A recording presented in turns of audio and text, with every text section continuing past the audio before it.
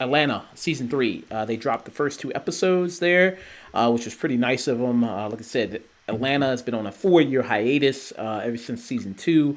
Yeah, But they're they're making up for lost time with giving us 2 episodes God of the bless him. season. Especially because after season 2 ended, everybody from that show really blew up. Zazie Beetz got Deadpool 2. Brian Tyree Henry's been in stuff like Child's Play, like Joker, The Eternals. Like Keith Stanfield, he's been steadily acting in stuff like Heart of a Fall and Judas and the Black Messiah, for which we got an Oscar nom for. Childish Gambino, of course, been making music and did that live action Lion King. We don't talk about that. Mm. yeah. Yeah, all the careers of these people. That's probably why the show is ending after season 4. They shot season 3 and season 4 back to back. So after this season and then season 4, this show is ending. So that probably has a lot to do with it. Yeah, the careers of these people is just blowing up, and it's too hard to probably get them all together and then to film all this. So yeah, it's been incredible to see because that rarely ever happens. Of just the majority of all the major actors of the cast all become really super successful. So here in season 3, because at the end of season 2, it ended where you had Paperboy who was going overseas. He was he's becoming a much bigger artist. Paperboy, who's played by Brian Tyree Henry. And you see that now he's going overseas touring, and this is now you see that they're in Amsterdam. But the first episode of this series basically opens up very much in the Atlanta fashion of because there's moments where Atlanta as a show, if you don't know it, it could be a comedy, it could be a drama, it could be a horror, it could be a thriller, it can be all these different things. Given it on the episode. I think the elevator pitch for the show Atlanta, it's Twin Peaks, but with a hip hop overtone. Yeah.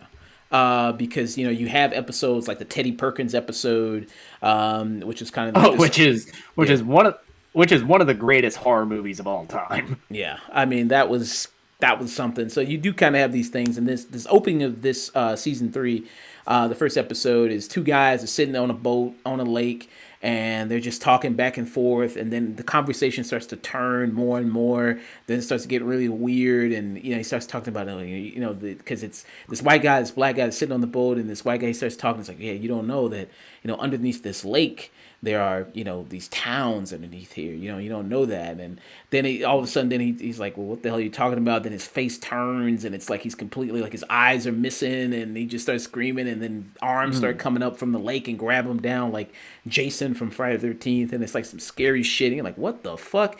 Like, because there's points, like I said, Atlanta could be all these different things, and it's almost like you almost have to check to go like, wait, am I watching the right show? Like, did I click on the right show? Like, is everything like if this is still the same show I'm watching, right? But a lot of these themes, really played, in the episode, and then like I say, it can completely divert from the major cast. It doesn't even really. Sometimes there's even things where they don't even focus here. In this first episode, none of the major cast is in this episode at all. It focuses on this young boy. He's at school. And the teacher announces that they're going to see Black Panther 2, and then he celebrates, he dances in class, so that gets him like in trouble.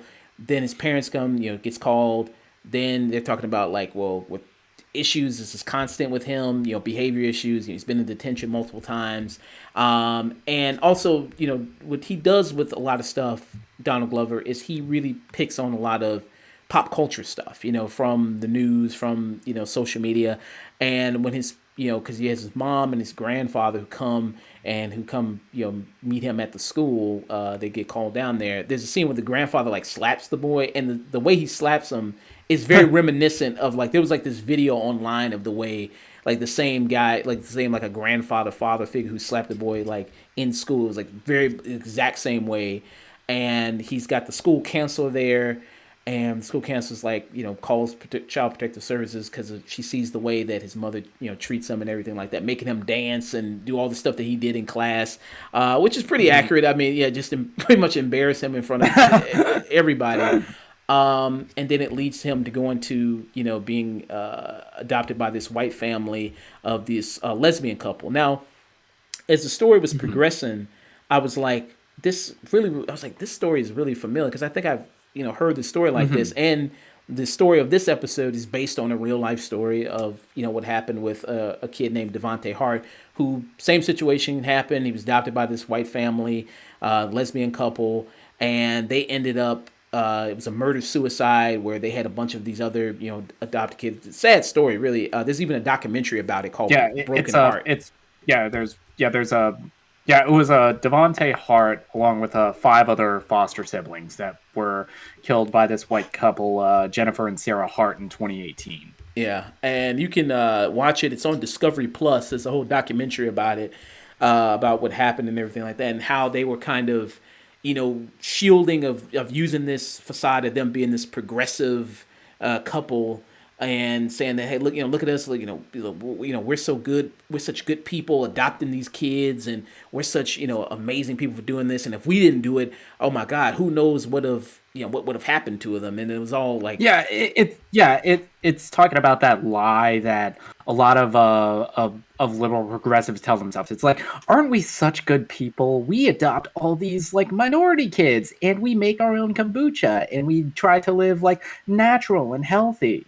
yeah, because you see, like they try, the scene where they try to like fried chicken and things like that, and it's basically, I mean, They it's just, microwave raw chicken. it's just, yeah, That's like red flag. yeah. I mean, it's like, yeah, they don't know what the fuck they're doing, and how they kind of, make themselves look like good people, and use these kids basically just for free labor, and a lot of stuff, and so it really harkens to that real life story, and even the beginning of the episode when it was talking about that there are towns buried in the lake. Now that's also based on real things, because you have things like Lake Lanier, which was a town in Georgia, which was a black town, that white people came and they drove all the black people out of the town after a person had got arrested for rape, raping a woman, and then that person was sentenced to death, arrested, charged, sentenced to death that same day.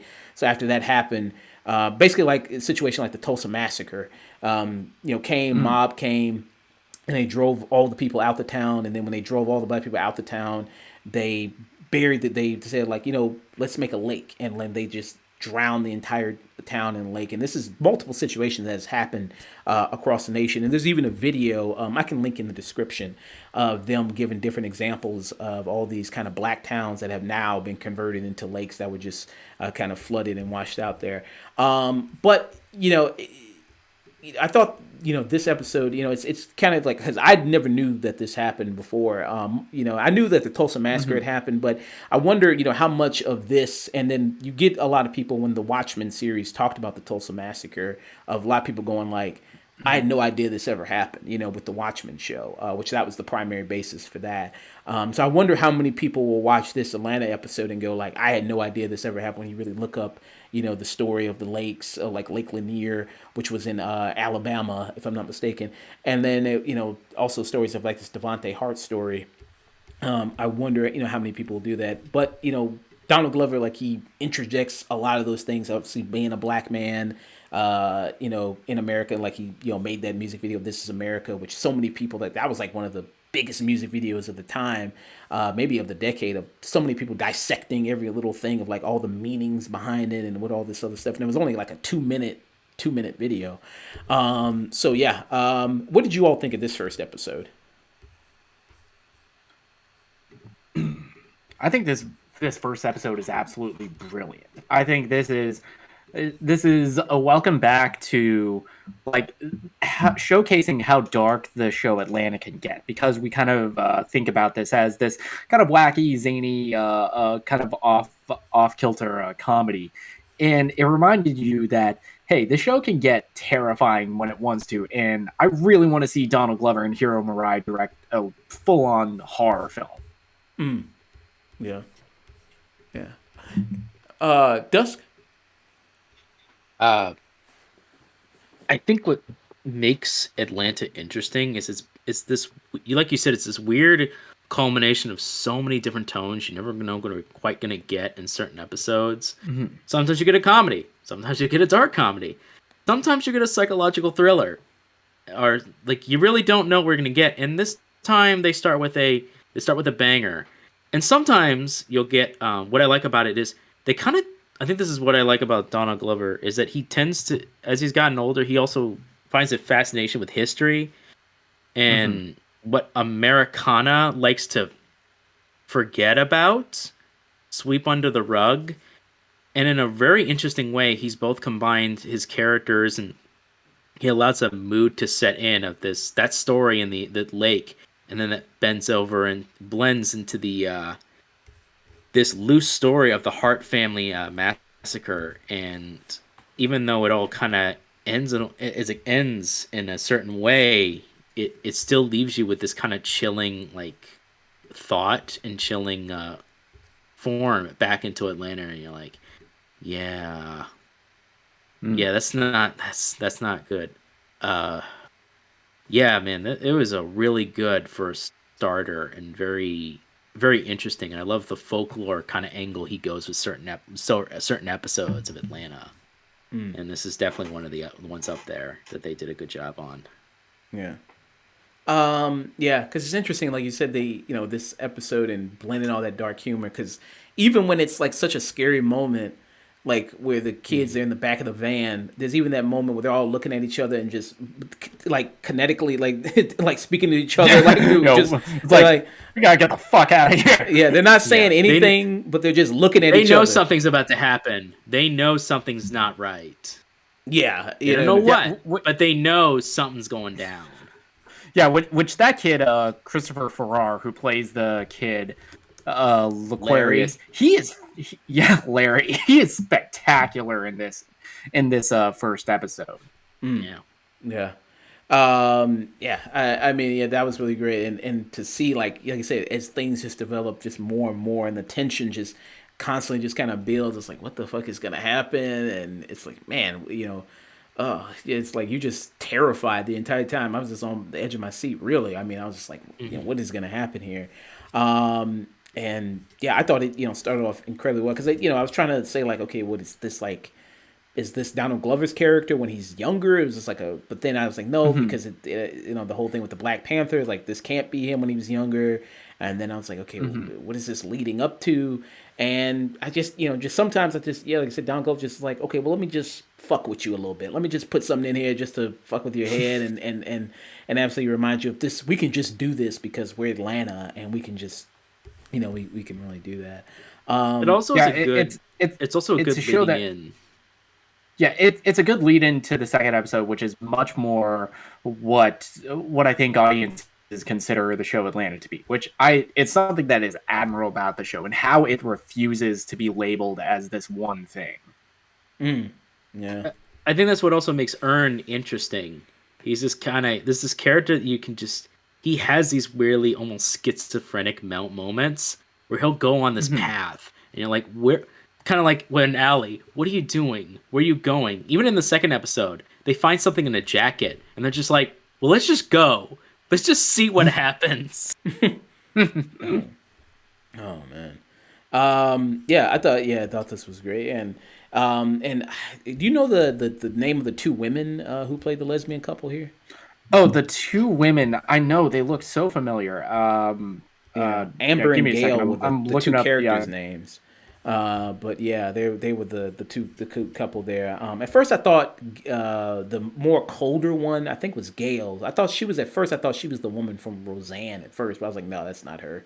But I thought they do a very good job because you have the two parents, Amber, who's incredibly more passive and submissive. Oh, yeah, you have Laura Dreyfus, who plays Amber, who is the much more passive. And Jamie Newman, who plays Gale, who you've seen in stuff like The Deuce, like American Rust, Lovecraft Country, and Jessica Jones. Oh, she was the woman that worked at the store, I think, in Lovecraft Country, if I'm not mistaken, in that show. Okay, yeah. Because I thought, she looked a little familiar. I was like, oh, okay. Yeah. So, this was, a great first episode. And leading into the second episode here, you have it where it focuses on the main cast. Now they're overseas. They're in Amsterdam, and Paperboy has a concert to play. But it deals with a lot of kind of troubles there because one, he has to meet Van, who's the Zazie Beetz character, at the airport to try to pick her up. As well as you have to deal with the fact that because they're in this foreign country, they have to deal with also these foreign traditions, and it also throws in, I think, a little bit of nods to like Midsummer, where Zazie Beetz and Lakeith Stanfield go with this group of people, and they like basically see someone die, and I'm like, very like Midsummer type vibes here. It's dealing with a lot of traditions like that, and a big focus of the episode is kind of the implications of this tradition in Eastern Europe called Black Peter, which is basically that European festival of that popularized blackface. Yeah, and it's supposed to be like this tradition of dressing up as Santa's helper who like helps him down the chimney, and that's why his face is black. Yeah.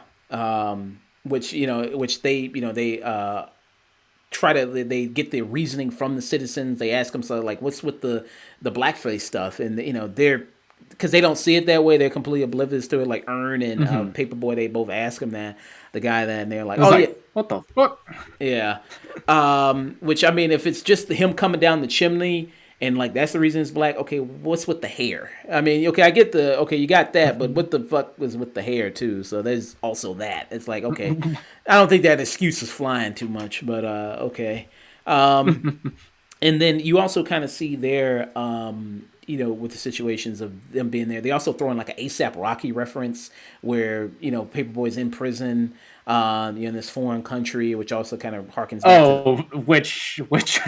which jail in Eastern Europe. It's basically a 3-star Hilton. He's got like a nice room to himself. He's got a fucking TV. He's got a room service menu, and the guards there are so nice. Oh yeah, it's like, yes, Mr. Paperboy, your bill's been posted. Okay, can I get my food first? And what if I take a nap?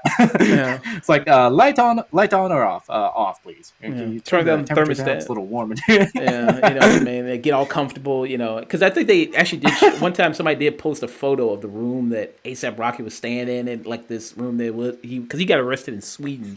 And like they looked at it, it's like kind of like a college dorm room kind of looking, kind of prison cell almost. If you've ever like done a look at prison systems in like Eastern Europe, it's fascinating. Yeah, it's worth a Google, as Zach Galifianakis would say. Yeah.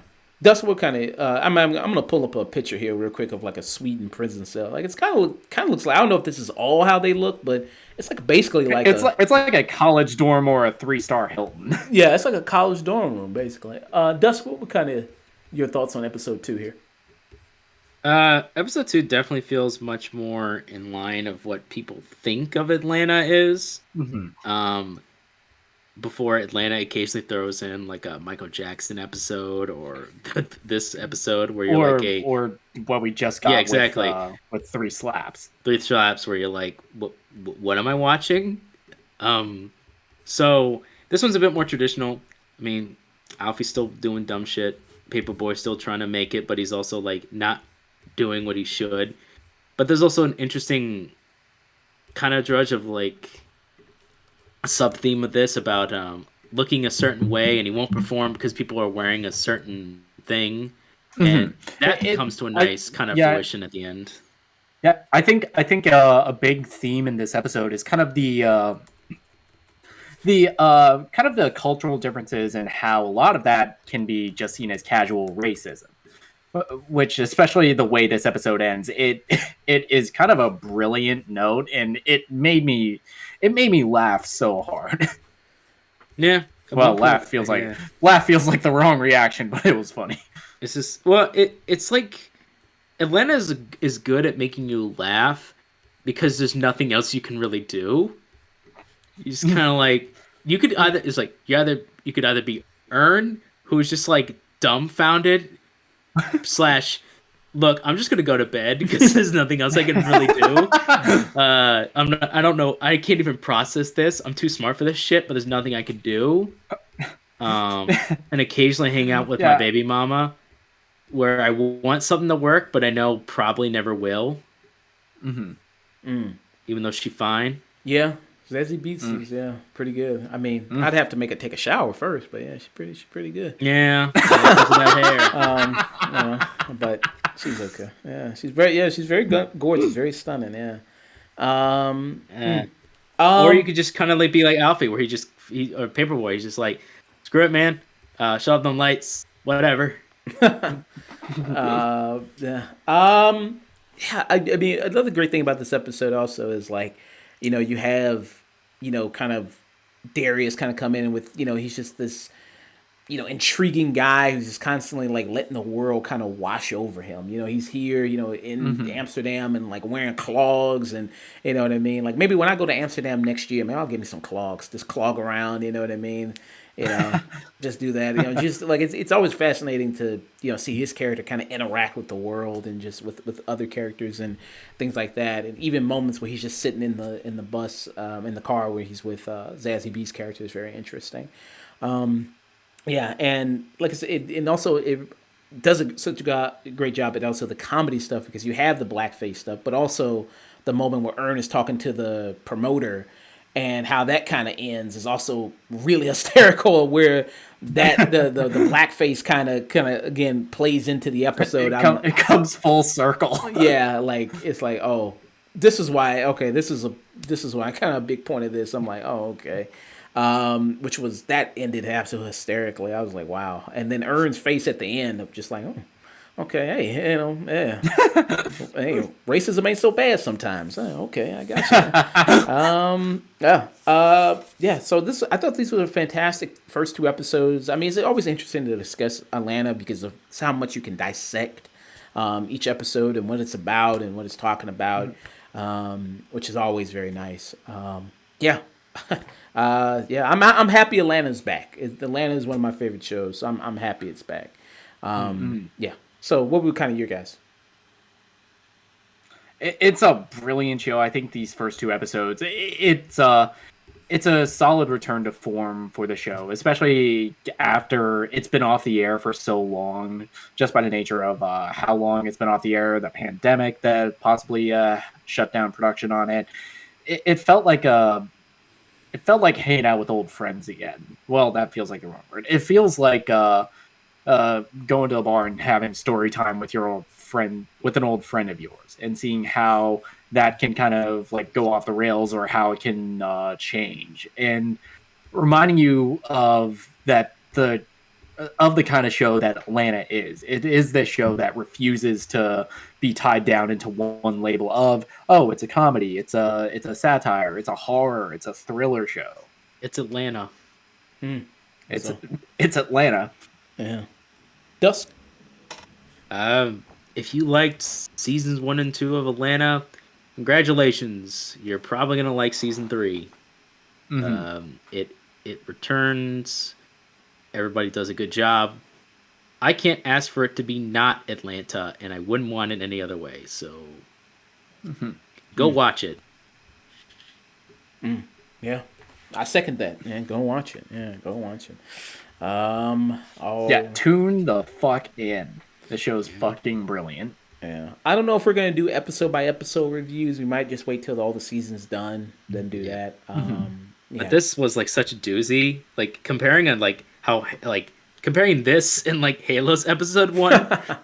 Like goddamn. I think this is kind of like in the same vein of what Robin season, because I feel like with each episode of season 2 of the show, it is so much its own thing that you could dissect each episode alone. Yeah.